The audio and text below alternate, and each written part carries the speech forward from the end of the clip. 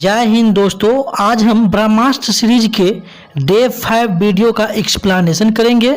इस day 5 test का topic है मुगल साम्राज्य। इन टॉपिक से जो है क्वेश्चन जो है बीपीएससी में बराबर आता रहता है और दरोगा के भी एग्जाम में जो है आता रहता है। आज का फर्स्ट क्वेश्चन है अकबर के बचपन का नाम क्या था? तो इसका आंसर होगा बी, जलाल होगा। देखिए, इस टाइप के क्वेश्चन जो है वो बीपीएससी में नहीं है, लेकिन बिहार एसआई के एग्जाम में पूछे जा चुके हैं कि शेर शाह के बचपन का नाम क्या है। तो इसका आंसर जो है फरीद था। इसलिए इस टाइप के क्वेश्चन को आप नज़रअंदाज नहीं कर सकते हैं। आइए हम अकबर से रिलेटेड कुछ फैक्ट को देखते हैं। तो अकबर की अगर जन्म की बात करें कि अकबर का जन्म कब हुआ, तो आपको याद रखना है 15 अक्टूबर 1542 ईस्वी को जो है अकबर का जो जन्म हुआ था।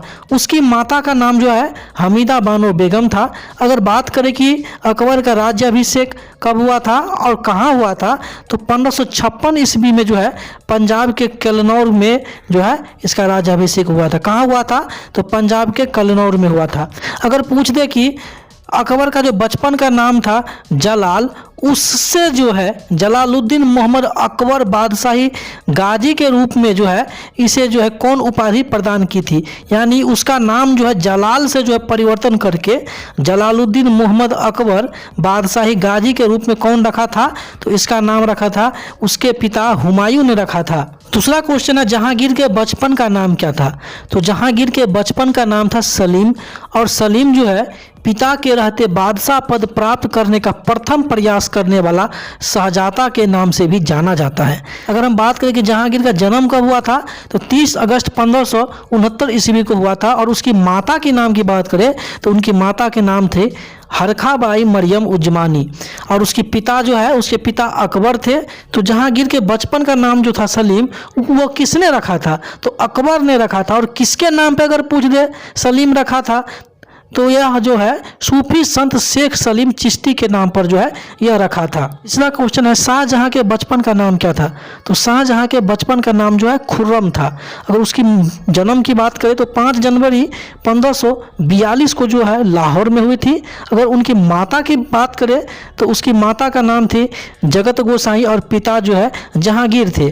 अगर राज्याभिषेक की बात करें कि कहाँ हुआ था, तो राज्याभिषेक जो है इनका आगरा में हुआ था। और इसी दिन जो है अब्दुल मुजफ्फर सहमुद मोहम्मद साहिब के नाम से जो है इसे जो है उपाधि प्रदान की थी। कौन की थी? तो इसके पिता ने जो है इसको ये उपाधि प्रदान की थी। चौथा क्वेश्चन है जहांगीर के दरबार में पक्षियों का सबसे बड़ा चित्रकार कौन था? तो जहांगीर के दरबार में जो है उस्ताद मंसूर जो है पक्षियों का सबसे बड़ा चित्रकार था। और यहाँ से एक क्वेश्चन आता है कि किसे जहांगीर ने नादुल उल असर की उपाधि प्रदान की थी? तो उस्ताद मंसूर को जो है जहांगीर ने नादिर उल असर की जो है उपाधि प्रदान की थी। पांचवा क्वेश्चन है जहांगीर के दरबार में व्यक्तियों का सबसे बड़ा चित्रकार कौन था? अभी देखिए कि पक्षियों का सबसे बड़ा चित्रकार कौन था, तो उस्ताद मंसूर था। लेकिन अगर घुमा के पूछते कि दरबार में व्यक्तियों का सबसे बड़ा चित्रकार कौन था, तो उसका आंसर क्या होगा? तो अबुल हसन होगा। और इसे भी जहांगीर ने जो है एक उपाधि प्रदान की। देखिए, उपाधि से क्वेश्चन आते हैं, तो इसे जो है नादिर उल जमात की जो है उपाधि जो है प्रदान की थी। देखिए, जहांगीर के शासन काल को जो है चित्रकला का स्वर्ण काल के नाम से भी जाना जाता है। यह भी पूछा जा चुका है कई बार कि चित्रकला का जो है चरमोत्कर्ष यानी पराकाष्ठा जो है किसके शासन काल में थी? तो क्या होगा? तो मुगल काल में थी। क्यों? क्योंकि इसे जो है चित्रकला का स्वर्ण काल कहा जाता है। अब बात करते क्या कारण है कि मुगल चित्रकला जो है अपने चरमोत्कर्ष पर थी। तो इसका कारण है कि उस समय जहांगीर के दरबार में जो है चित्रकार अत्यधिक थे, और जहांगीर ने चित्रकारी हस्तलिखित विषय वस्तु के बंधन से मुक्त कर दिया था। यानी जरूरी नहीं है कि आपको जो है चित्रकारी हाथ से ही करना है। और जहांगीर ने हेरात के चित्रकार अकारिजा आगा खां के नेतृत्व में जो है आगरा में चित्रणशाला यानी चित्रकारी का जो कारखाना की भी स्थापना की थी। आपको याद रखना है क्योंकि कई बार पूछा गया है किस मुगल शासक के काल में जो है चित्रकारी का जो है कारखाना स्थापित किया गया था। 66वीं बीपीएससी में भी ये क्वेश्चन पूछा गया है। तो आपको याद रखना किसके शासनकाल में? तो जहांगीर के शासनकाल में। आइए अब देखते हैं कि जहांगीर के दरबार के प्रमुख चित्रकार कौन कौन थे। तो एक तो हो गया अबुल हसन, और दूसरा जो है हो गया उस्ताद मंसूर, और इसके अलावा अन्य चित्रकार थे आगा रजा थे, मोहम्मद नासिर, मोहम्मद नासिर, बिशनदास, मनोहर, गोवर्धन, फारूक बेग, ये सब जो है जहांगीर के दरबार के चित्रकार थे। तो अगर क्वेश्चन आपको पूछ दे कि हमजा का अर्थ क्या होता है, तो आपको याद रखना है कि हमजा का अर्थ जो है चित्रकला होता है। पांचवा क्वेश्चन है, मुगल सम्राट जहांगीर ने किसे पंडित राज की उपाधि दी थी। देखिए ये उपाधि से रिलेटेड है और इस तरह के क्वेश्चन जो आते रहते हैं, तो किसे पंडित राज की उपाधि दी थी, तो ये जगन्नाथ को जो है ये पंडित राज की उपाधि जो है मुगल सम्राट जहांगीर ने दिया था। अब बात करते हैं कि जगन्नाथ के बारे में, तो जगन्नाथ जो है संस्कृत के शिक्षक थे। देखिए अगर पूछे कि जहांगीर ने किन किन को कौन सी पदवी दी थी, तो आइए हम उन्हें बताते हैं। तो नादिर उल असर का जो है पदवी जो है उस्ताद मंसूर को दिया था, और नादिर उल जमा का जो है उपाधि जो है किसे दिया था, अभी देखे थे, अबुल हसन को। और वहीं बात करें कि जहांगीर ने इंग्लिश खां की उपाधि किसको दी थी, तो विलियम्स हॉकिंस को दी थी। वहीं इतमाद उल दौला का जो है उपाधि गियास बेग को दी थी। अगर बात करें कि फरजंद की उपाधि किसे दिया था, तो बीजापुर के शासक आदिल शाह को दिया था। और फरजंद का अर्थ की बात करें तो फरजंद का अर्थ होता है पुत्र, यानी पुत्र का उपाधि किसे दिया था, तो बीजापुर के शासक आदिल शाह को दिया था। वही शाहजहां का जो है उपाधि खुर्रम को जो है पिता जहांगीर के द्वारा मिला था। खुर्रम कौन था, तो शाहजहां का नाम ही खुर्रम था, बचपन का नाम। आइए बात करते हैं कि नूरजहां या नूर महल की उपाधि किसे दिया था, तो ये जो है मेहरुनिसा को जो है दिया हुआ था, जो इसकी दूसरी पत्नी थी जहांगीर की। शेर अफगान की उपाधि जो है अली कुली बेग को जो है दिया था। आइए अब सातवां क्वेश्चन है, किस मुगल शासक का कथन है जो चित्रकला का शत्रु है मैं उनका शत्रु हूँ। तो यह जो है जहांगीर का कथन है कि जो चित्रकला का शत्रु है मैं उनका शत्रु हूँ। देखिए कथन से क्वेश्चन आते रहते हैं, तो जहांगीर की कुछ अन्य कथन भी है, जैसे मैंने अपना राज प्यारी बेगम के हाथों में एक प्याला शराब और एक प्याला शोरबे के लिए बेच दिया। पूछ सकता है कि यह कथन किनका है, तो यह जो है किनका है, तो जहांगीर का है। दूसरा कथन जो है, जो उसने अपनी आत्मकथा में जहांगीर लिखा है कि कोई भी चित्र चाहे वह किसी मृतक व्यक्ति का जीवित व्यक्ति द्वारा बनाया गया हो, मैं देखते ही उसे तुरंत पहचान लूँगा कि यह किस चित्रकार की कृति है, चाहे उनकी आँख कोई और दूसरे चित्रकार क्यों न बना हो, उसके भाव दूसरे चित्रकार क्यों न बना हो, मैं बता दूंगा कि ये अलग अलग चित्र जो है किन चित्रकार ने जो है बनाया है। आठवां क्वेश्चन है, मुगल बादशाह जहांगीर की अपनी आत्मकथा तुजुक ए जहांगीरी ग्रंथ किस भाषा में लिखा है, तो यह जो है फारसी भाषा में लिखा गया है। देखिए तुजुक ए जहांगीरी ग्रंथ को जो है 3 भागों में बांटा गया है, प्रथम भाग, द्वितीय भाग और तृतीय भाग। प्रथम भाग और तृतीय भाग के जो लेखक जो है मोहम्मद हादी है। कौन है, तो मोहम्मद हादी है। अगर बात करें कि प्रथम भाग में क्या है, तो प्रथम भाग जो है वो ग्रंथ की प्रस्तावना है, और द्वितीय भाग जो है उसे जो है मूल भाग कहते हैं। लेकिन अगर पूछ दे कि तुजुक ए जहांगीरी का कौन सा भाग जो है जहांगीर ने स्वयं लिखा है आत्मकथा, तो इसका आंसर होगा द्वितीय भाग। आइए अब 9वां क्वेश्चन है, अकबर का मकबरा सिकंदरा में किस मुगल बादशाह ने बनाया था, तो इसका आंसर होगा जहांगीर ने। देखिए सिकंदरा जो है आगरा के निकट है, कुछ ही दूरी पर है। देखिए अन्य स्थापत्य कला को देखें, अगर क्वेश्चन पूछे कि लाहौर की मस्जिद का निर्माण किसने किया, तो आंसर देना जहांगीर ने। वही पूछे जहांगीर की मकबरा का निर्माण किसने किया, तो नूरजहां ने किया था। और कहाँ किया था, तो लाहौर में जहांगीर को जब दफना दिया रावी नदी के तट पर, तो उसके बाद जो है वहाँ जो जहांगीर का मकबरा का निर्माण किया गया। वही क्वेश्चन पूछे कि एतमादौला का मकबरा जो है किसने बनवाया था, तो इसका भी आंसर होगा नूरजहां होगा। देखिए इतमाद उद दौला का मकबरा जो है वो मुगल वास्तुकला के अंतर्गत निर्मित यह प्रथम इमारत या कहे तो कृति है, जो पूर्णतया बेदाग संगमरमर से निर्मित है। सर्वप्रथम इसी इमारत में जो है जराऊ नक्काशी, अगर पूछते कि जराऊ नक्काशी का नाम क्या है, तो क्या होगा पियत्रा दियोरा। तो सर्वप्रथम इसी इमारत में जो है जराऊ नक्काशी यानी पियत्रा दियोरा का जो है प्रयोग हुआ था। और पियत्रा दियोरा की बात करें तो पियत्रा दियोरा जो है सजावट हेतु पहली बार जो है इसे जो है वहाँ किया गया था। अगर पूछ ले कि पियत्रा दियोरा का संबंध किससे है, तो आपको आंसर देना है सजावट से। और अगर पूछे इतमाद उद दौला का मकबरा जो है नूरजहां ने किसकी याद में बनाया था, तो आपको आंसर करना है अपने पिता मिर्जा गियास बेग की जो है याद में बनाया था। आइए अब 10वां क्वेश्चन है, कौन नूरजहां गुट का सदस्य नहीं था? इसका आंसर होगा जहांगीर। देखिए मई 1611 में जहांगीर से नूरजहां की शादी हुई। शादी के बाद नूरजहां ने जहांगीर के द्वारा जो मिली थी उपाधि नूरजहां, उसी नाम से नूरजहां गुट का जो है निर्माण किया था। अब बात करें कि नूरजहां गुट का मतलब क्या हुआ, तो जुनता दल, इसका अर्थ भी पूछा जाता है कि इसका अर्थ क्या हुआ। आइए अब देखते हैं कि नूरजहां गुट के जो है प्रमुख सदस्य कौन कौन थे। तो नूरजहां गुट के जो है सदस्य जो थे, ये जो है नूरजहां के अपने ही संबंधी थे, जैसे उनके भाई हुए और जैसे उनके माँ हुए और जैसे उनके पिता हुए। अगर बोले कि सर्वप्रथम इत्र का आविष्कारक किसे माना जाता है, तो नूरजहां की माँ का। अब बात करें कि नूरजहां की माँ का नाम क्या है, तो उनका नाम जो है अस्मत बेगम है। आइए अब 11वां क्वेश्चन है, जहांगीर काल में कौन सा मुगल राज मुगलों के हाथ से निकलकर शाह अब्बास के हाथ में चला गया? तो इसका आंसर होगा कंधार। 12वां क्वेश्चन है, जहांगीर अपने पुत्र खुसरो को सहायता देने के लिए कौन से सिख गुरु को जो है फांसी दिया था? तो इसका आंसर होगा 5वें गुरु अर्जुन देव। 13वां क्वेश्चन है, दंड स्वरूप नाक एवं कान काटने की प्रथा का अंत किस मुगल बादशाह ने किया? तो इसका आंसर होगा जहांगीर। जहांगीर ने नाक एवं कान काटने की प्रथा का जो है अंत किया था। देखिए बादशाह बनने के बाद जो है जहांगीर ने 12 आदेश जारी किए थे। कितने आदेश जारी किए थे? 12 आदेश जारी किए थे। इनमें से कुछ है जो कि बहुत ही महत्वपूर्ण है, जैसे 2 अस्पा एवं सिंह अस्पा की प्रथा चलाई थी। अब बात करेंगे कि 2 अस्पा क्या है। तो 2 अस्पा में जो है मनसबदार को जो है ये जाने जो लगान देते हैं, अपने सवार पद के जो है 2 गुने घोड़े रखने पड़ते थे। वहीं सिंह अस्पा की बात करें तो इसमें जो है 3 गुने घोड़े रखने पड़ते थे। 2 अस्पा मतलब 2 गुने घोड़े रखने पड़ते थे और सिंह अस्पा मतलब 3 गुने घोड़े रखने पड़ते थे। अब दूसरी बात करते हैं, उसने अपने पक्ष के सरदार को जो है उच्च प्रदान किया। 12 आदेश में से जो है यह भी एक आदेश था कि उच्च प्रदान किया जाए सरदार को।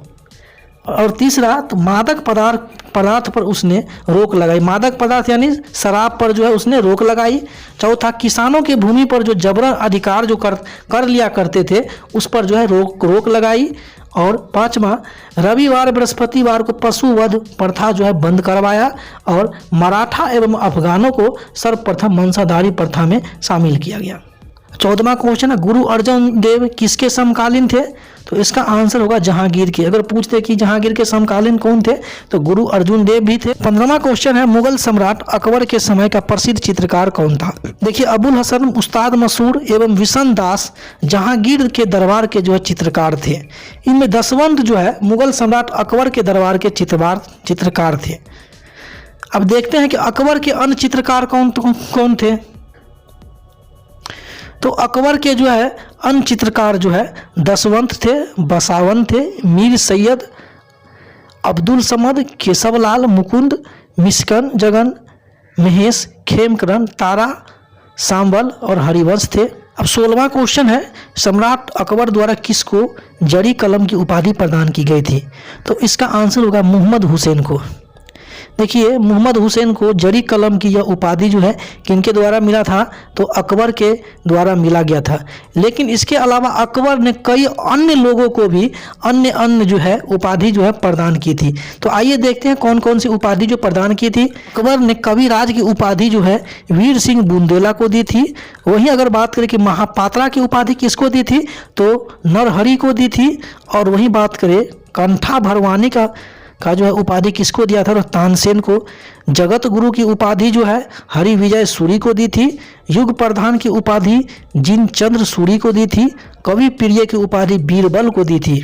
अमीर उल उमरा का जो है उपाधि भगवान दास को दी थी, जो कि आमेर के राजा भारमेल का जो है पुत्र था। वहीं सीरी कलम की जो है उपाधि अब्दुसमद को दी थी और जरी कलम की उपाधि इन्हें ही मोहम्मद हुसैन कश्मीरी, जो कि अभी बताए। और खान ए खाना की उपाधि जो है बैरम खां को दी थी। 17वां क्वेश्चन है, कौन सा मुगल शासक सुल्तान ए आदिल की उपाधि धारण की थी? तो इसका आंसर होगा अकबर। देखिए अकबर का महजरनामा जो घोषणा पत्र था उसे जो है धर्म के मामले में जो सर्वोच्च बना दिया और इसी के बाद जो है सुल्तान जो है अकबर जो है वो सुल्तान ए आदिल की उपाधि जो है स्वयं को धारण की थी। 18वां क्वेश्चन है, निम्न में से किसका निर्माण अकबर ने कराया था? तो इसका आंसर होगा बुलंद दरवाज़ा। और बुलंद दरवाज़ा की बात करें तो कहाँ है, तो बुलंद दरवाज़ा जो है फतेहपुर सीकरी में है, जो कि आगरा से कुछ ही दूरी पर स्थित है। अगर हम बात करें कि अकबर ने और अन्य क्या क्या निर्माण कार्य किए थे, तो अकबर ने जो है पंचमहल का निर्माण किया था, यह भी जो फतेहपुर सीकरी में ही है। इसके अलावा शाही महल का निर्माण किया था, ये भी फतेहपुर सीकरी में है। दीवाने खास का निर्माण किया था। बुलंद दरवाज़ा तो हो ही गया।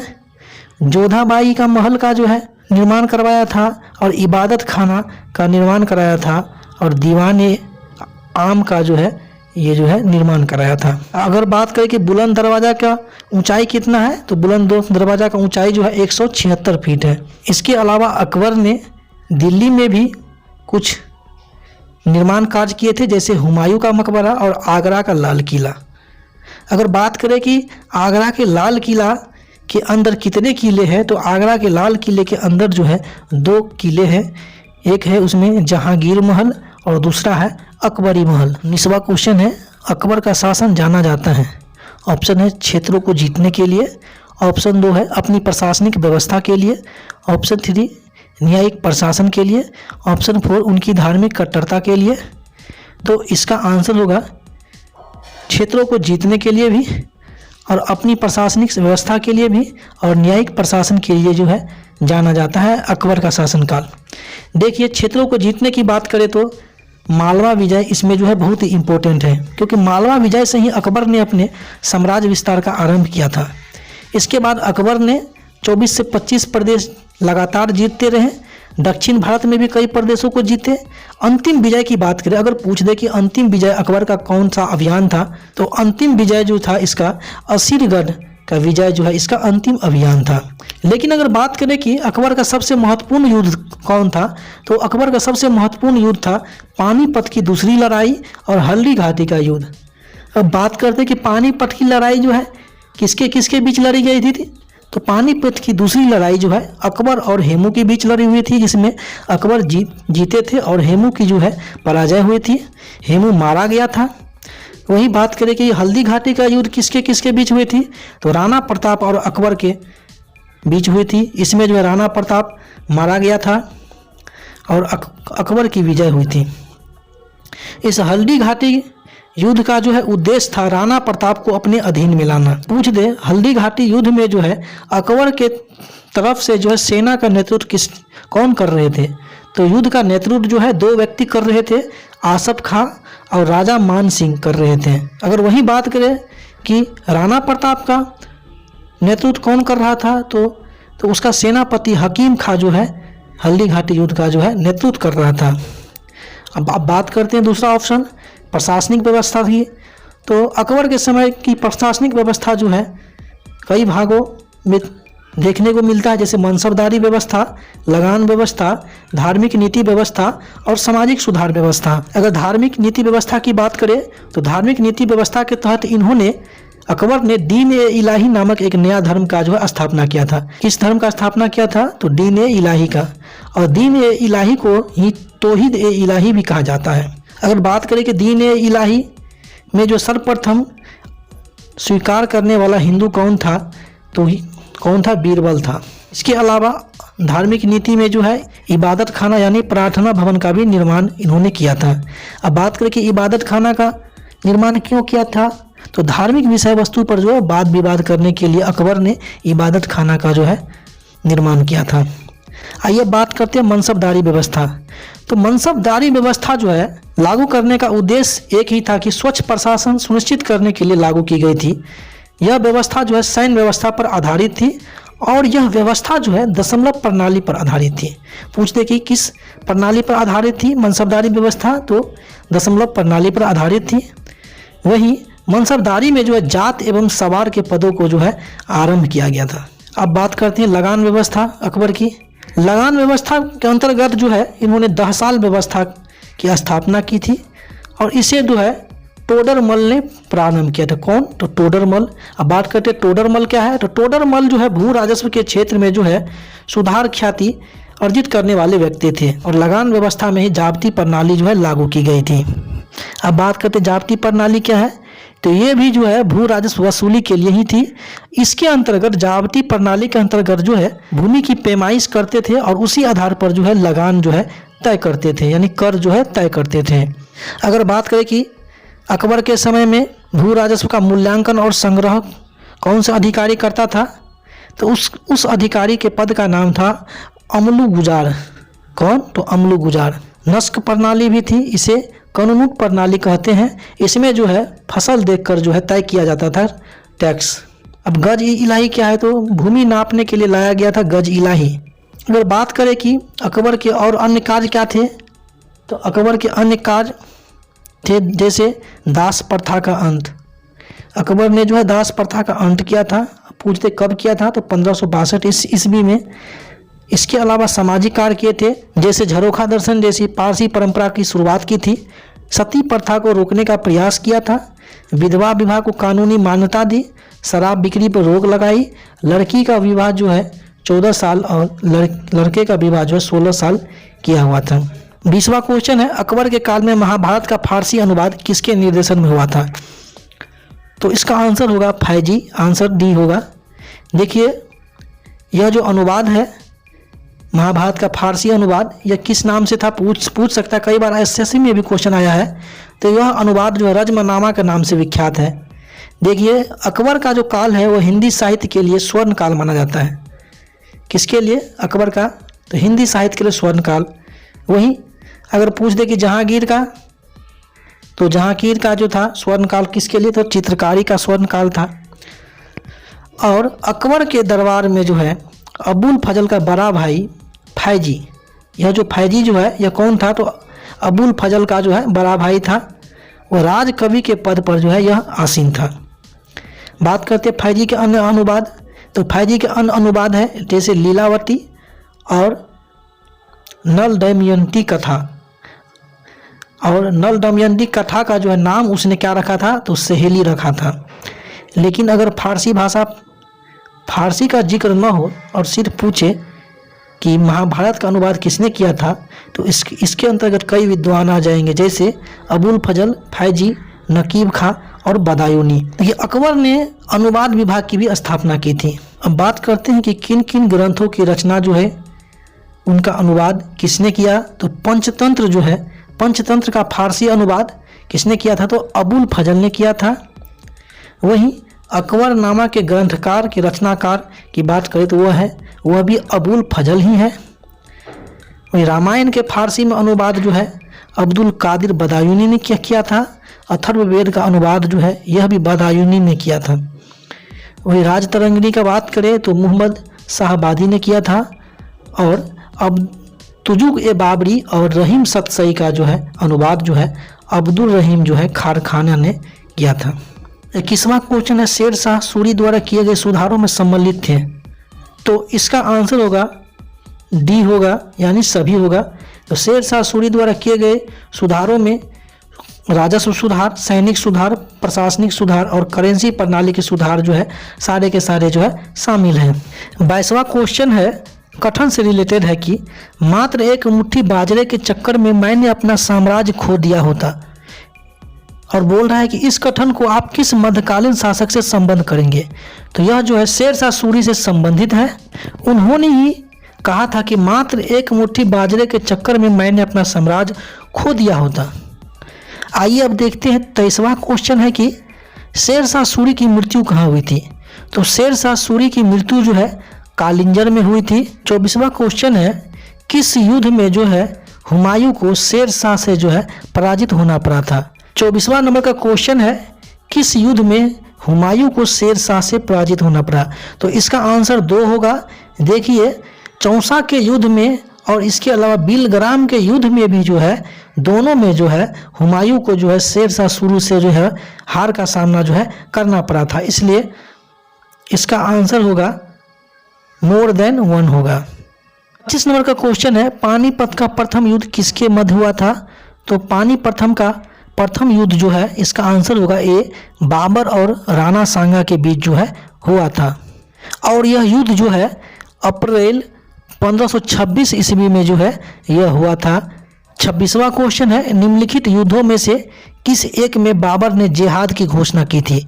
तो इसका आंसर होगा खानवा के युद्ध के समय जो है बाबर ने जिहाद की जो है घोषणा की थी। 27वां क्वेश्चन है, निम्न में से कौन सा युग्म सही सुमेलित नहीं है? तो इसका आंसर जो है चंदेरी का युद्ध डी जो है 1530, यह जो है सही नहीं है, क्योंकि चंदेरी का युद्ध जो है 1528 ईस्वी में हुआ था, लेकिन यहाँ पे जो है ऑप्शन में वो है 1530 ईस्वी, इसलिए जो है कौन इसमें सुमेलित नहीं है, तो चंदेरी का युद्ध जो है सुमेलित नहीं है। 28वां क्वेश्चन है, निम्न में से किस मुगल बादशाह ने दिल्ली की जामा मस्जिद का निर्माण कराया? देखिए निर्माण से संबंधित है और निर्माण से संबंधित जितने भी है आपको याद रखना है। दिल्ली सल्तनत में भी हम बताए हुए थे कि निर्माण से संबंधित जो है आपको बीपीएससी में आते रहते हैं, तो इसका आंसर हो जाएगा शाहजहां ने। शाहजहां ने ही दिल्ली की जामा मस्जिद का जो है निर्माण करवाया था। आइए अब 29वां देखते हैं, उपनिषदों का फारसी में अनुवाद किस मुगल सम्राट के शासनकाल में हुआ था? तो इसका आंसर भी होगा शाहजहां। शाहजहां के शासनकाल में जो है फारसी भाषा में जो है अनुवाद जो है उपनिषदों का करवाया गया था। 30वां क्वेश्चन है, किस मुगल बादशाह ने बलबन द्वारा प्रारंभ किया गया दरबारी रिवाज सिजदा समाप्त कर दिया था? देखिए इसे हम जो है बलबन की बात जो है हम गुलाम वंश में देखे हुए थे कि उसने नौरोज एवं सिजदा जैसे जो फारसी त्योहार थे उसको जो है उसका उत्सव जो है करवाया था, तो वही जो है सिजदा जो है उनको समाप्त कौन कर दिया था? तो उनको जो है शाहजहां ने जो है उसको समाप्त कर दिया। 31वां क्वेश्चन है कि निम्नलिखित में से किस मुगल बादशाह का 2 बार राज्याभिषेक हुआ था? तो देखिए ऑप्शन होगा इसका डी आंसर औरंगजेब। देखिए औरंगजेब का जो है राज्याभिषेक जो है 2 बार हुआ था। पहला अभिषेक जो है वो दिल्ली में किया था और दूसरा राज्याभिषेक जो है वह जो है 15 जून 1659 को जो है किया था। 32वां क्वेश्चन है, किस मुगल सेनापति के साथ शिवाजी ने 1665 ईस्वी में पुरंदर की संधि पर हस्ताक्षर किए थे? तो इसका आंसर होगा जय सिंह, ऑप्शन बी। देखिए जय सिंह जो था मुगल सेना के सेनापति, उसके साथ ही जो है शिवाजी ने 1665 ईस्वी में जो है पुरंदर की संधि की थी। 33वां क्वेश्चन है, औरंगजेब ने दक्षिण में जिन 2 राज्यों का विजय किया था वह कौन से राज्य थे? तो इसका आंसर होगा बीजापुर एवं गोलकुंडा। बीजापुर एवं गोलकुंडा पर जो है औरंगजेब जो है विजय प्राप्त किया था। 34वां क्वेश्चन है, औरंगजेब ने किसको साहिबात उज्र जमानी की उपाधि प्रदान की थी? तो औरंगजेब ने जो है जहां आरा को जो है साहिबात उज्र जमानी की जो है उपाधि प्रदान की थी। 30वां क्वेश्चन है, दिल्ली के लाल किले में मोती मस्जिद का निर्माण किसने किया था? तो दिल्ली के लाल किले में मोती मस्जिद का निर्माण किसने किया था? तो औरंगजेब ने जो है मोती मस्जिद का निर्माण किया था। वहीं देखते हैं 36वां क्वेश्चन कि जजिया जो है जो कर था किसके शासनकाल में पुनः लाया गया था? तो जजिया जो है मुगल साम्राज्य में जो है औरंगजेब के शासनकाल में जो है पुनः लागू किया गया था। 37वां क्वेश्चन है, मुगल काल में सैन्य विभाग का प्रधान कौन था? तो इसका आंसर होगा मीर बख्शी। 38वां क्वेश्चन है, मुगल शासन में तांबे का सिक्का क्या कहलाता था? तो देखिए मुगल शासन में जो है तांबे का सिक्का जो है दाम कहलाता था। 39वां क्वेश्चन है, मुगल प्रशासन में जन आचरण के निरीक्षण के विभाग का प्रधान कौन था? तो इसका आंसर होगा मुहतसिब। मुहतसिब जो है मुगल प्रशासन में जन आचरण के निरीक्षण का विभाग का प्रधान था। 40वां क्वेश्चन है, मुगल प्रशासन में विद्वानों एवं धार्मिक लोगों को दी जाने वाली राजस्व मुक्त अनुदान क्या कहा जाता था? तो इसका आंसर होगा मदद ए मास कहा जाता था। 41वां क्वेश्चन है, बटाई शब्द का क्या तात्पर्य है? तो बटाई शब्द का तात्पर्य है लगान निर्धारण की एक पद्धति। क्या है? तो बटाई जो है एक लगान निर्धारण की एक पद्धति है। 42वां क्वेश्चन है जो कि 66वीं बीपीएससी से पूछा गया है, किस मुगल शासक ने चित्रकारी के लिए कारखाने बनवाए थे? तो इसका आंसर अभी हम पढ़े थे पीछे कि जहांगीर के शासनकाल में जो है चित्रकारी जो है अपने चरमोत्कर्ष पर थी और उन्होंने चित्रशाला का भी जो है स्थापना किया था। तो इसका आंसर हो जाएगा जहांगीर। जहांगीर के शासनकाल में जो है चित्रकारी के कारखाने जो बनवाए गए थे। अब 43वां क्वेश्चन है जो कि 65वीं बीपीएससी में पूछा गया है, मुगल चित्रकला किसके नेतृत्व में अपने शीर्ष बिंदु पर थी? तो इसका आंसर होगा जहांगीर। जहांगीर के शासनकाल में ही जो है अपने शीर्ष बिंदु पर थी, यह भी देख लिए। अब 44वां क्वेश्चन है कथन से रिलेटेड। यह कथन किसका है कि अकबर के शासन में इलाहाबाद में 40 स्तंभ युक्त मंजिल के निर्माण में 5 से 20 हज़ार लोगों ने 40 साल तक काम किया था। तो इसका आंसर हो जाएगा विलियम फिंच। यह कथन जो है विलियम फिंच का है। 45वां क्वेश्चन है जो कि 63वीं बीपीएससी में पूछा गया, यूरोपीय चित्रकारी का प्रवेश किसके दरबार में हुआ था? तो इसका आंसर हो जाएगा अकबर। अकबर के दरबार में जो है यूरोपीय चित्रकारी का प्रवेश हुआ था। अगर वहीं पूछा जाए कि किस मुगल शासक के शासन काल को जो है साहित्य का स्वर्ण युग कहा जाता है, तो यह भी आपको याद रखना है, अकबर को। 46वां क्वेश्चन है, भारत में किसके शासनकाल में इंग्लिश ईस्ट इंडिया कंपनी का गठन हुआ था? तो इसका आंसर हो जाएगा अकबर के शासनकाल में ही जो है ईस्ट इंडिया कंपनी का जो है गठन हुआ था। 47वां नंबर का क्वेश्चन है जो कि 64वीं बीपीएससी में पूछा है, मुगल बादशाह बहादुर शाह जफर के बारे में कहा जाता था कि उसके साम्राज्य की सीमा थी, मतलब मुगल बादशाह बहादुर जफर के जो है साम्राज्य की सीमा से कहाँ तक थी? तो इसका आंसर हो जाएगा चांदनी चौक से पालम तक। Answer A. देखिए 48वां क्वेश्चन है जो कि 60वीं से 62वीं बीपीएससी में पूछा है, जसवंत और दशावन प्रसिद्ध चित्रकार मुगल सम्राट के राज दरबारी थे, मतलब किस मुगल सम्राट के? अभी इससे पहले हम देखे थे चित्रकार में कि दशावन जो है वो अकबर के जो है राज दरबारी थे, तो इसलिए इसका आंसर हो जाएगा अकबर।